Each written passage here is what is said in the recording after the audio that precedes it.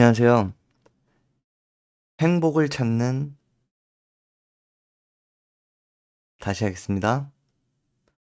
안녕하세요. 책을 통해 행복을 발견하는 행북입니다. 지금 이 순간 무엇을 인식하고 있으신가요? 당신의 인식이 현재입니다. 오늘 책은 에크하르트 톨레의 지금 이 순간을 살아라입니다. 바로 들어갑니다. 마음속에서 나를 찾지 말라. 책 속에서 질문자가 질문합니다. 완전한 의식이나 영적 깨달음에 도달하기 위해서는 먼저 마음의 작용에 대해 배워야 할 것이 많은 것 같습니다. 에크하르트 톨레는 대답합니다. 아니, 그렇지 않습니다.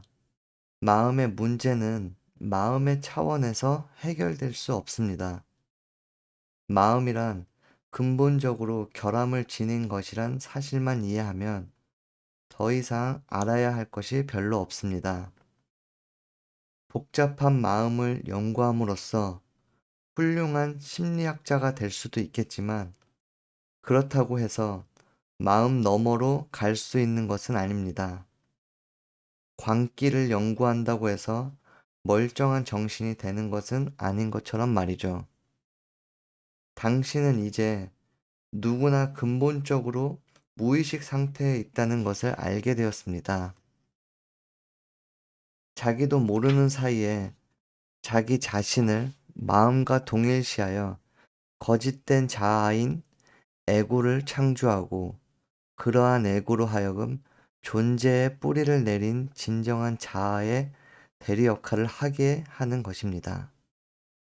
예수가 말했듯이 포도나무에서 잘려나간 가지가 되고 만 것입니다. 에고의 욕구는 끝이 없습니다. 에고는 쉽게 상처받거나 위협을 느끼기 때문에 두려움과 결핍감 속에서 살아갑니다. 마음이란 근본적으로 잘못 작용하게 마련이라는 사실을 이해하게 되면 거기서 파생되는 수많은 문제들로 고민할 필요가 없어집니다.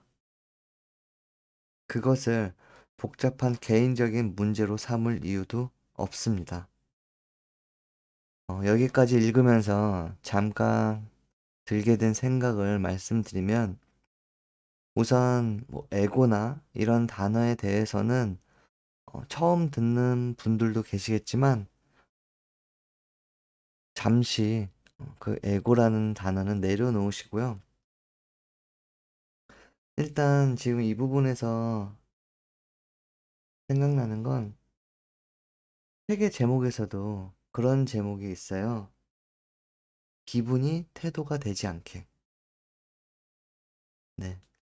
이 말은 우리가 어떠한 마음속에서 기분이라는 게 올라오잖아요. 그 기분이 좋은 기분이든 혹은 굉장히 짜증나거나 화가 나거나. 그런데 우리가 그동안 수많은 기분을 태도로 표현을 하면서 느끼게 된 것이 안 좋다라는 그 기분을 태도로 표현을 하게 되면 결국엔 피해를 받게 되는 건 나 자신이라는 것이죠. 그래서 그런 기분을 느낄 때 더 이상 태도로 표현되지 않게끔 하는 게 중요하다라는 것은 이제 알게 되었습니다. 한마디로 여기에서 지금 이야기하는 건 마음이라는 건